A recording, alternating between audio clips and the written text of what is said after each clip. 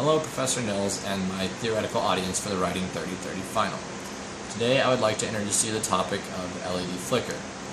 Recently, in the last decade or so, we've seen LED lights being used more and more in an architectural application than in small electronic components such as warning lights and diodes and stuff like that. Now, basically to start off, I'm going to explain to you how an LED works. An LED is a diode. A diode is a piece of circuitry that allows current to flow one way, but not the other. This is an inherent problem with things like alternating current, which is a standard in America right now, because you have a positive and a negative component. If it can only flow one way, you've got an entire cycle that is off. Now to start, let me show you how an LED works.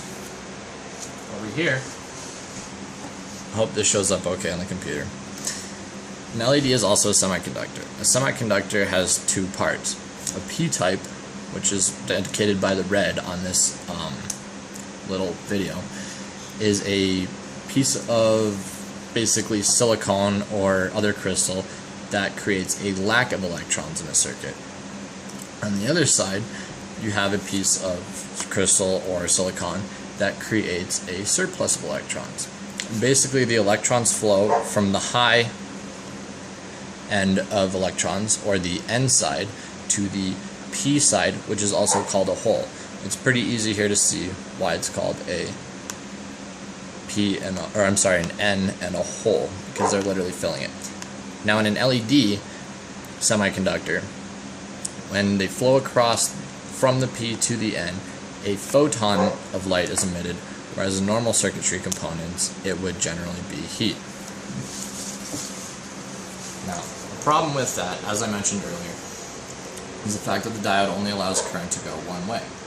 So, we need to introduce some other components to create a direct current. Now, the standard alternating current has a positive and a negative cycle, like I mentioned. The problem is, an LED will be off, on, turn bright, turn off, and then because current can only flow one way, be off for an entire half cycle. This means that you're only getting 50% light output all the time.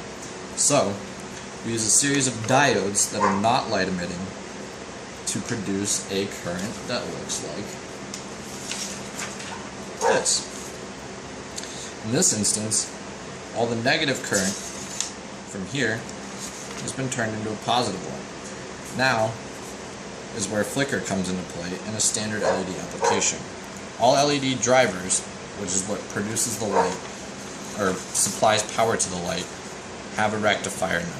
The rectifier is this series of diodes. The problem now is that we have lights that go off, on, on. Now, standard AC current goes at 60 Hertz. So, from here to here is 60 Hertz. The LED is turning on and off twice in that cycle, so we see LED flicker at a rate of generally 120 Hertz, or twice per 60 Hertz cycle.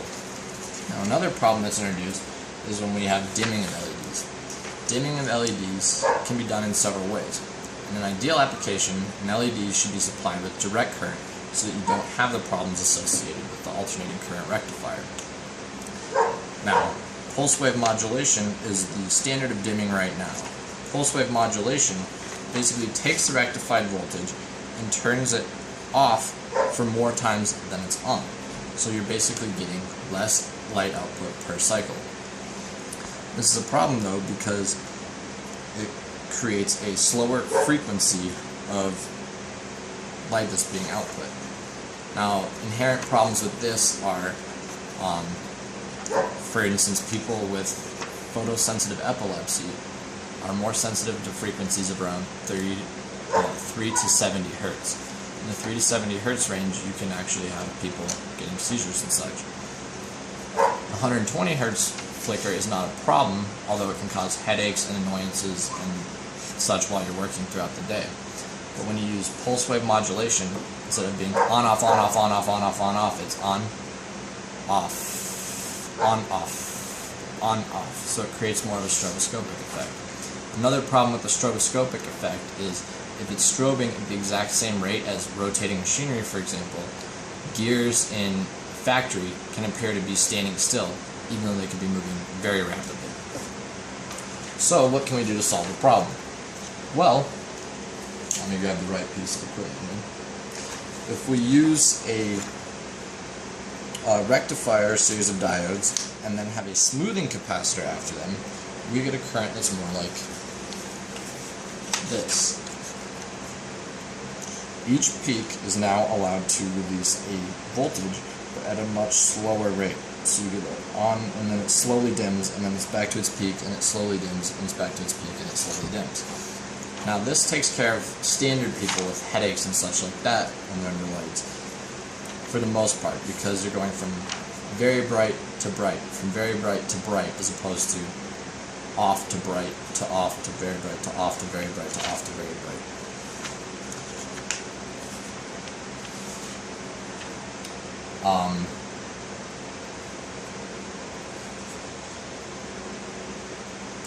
So, my proposed area of research is improving this, because even though this takes care of people with normal problem, people with epilepsy can still suffer from this because it is still flickering at a rate here. Especially if it's in the 30 to 70 hertz rate, that's going to drastically affect them, even though we don't visually perceive that. So some areas of research I think could help are improving the smoothing capacitors in the rectifier diode situation. Can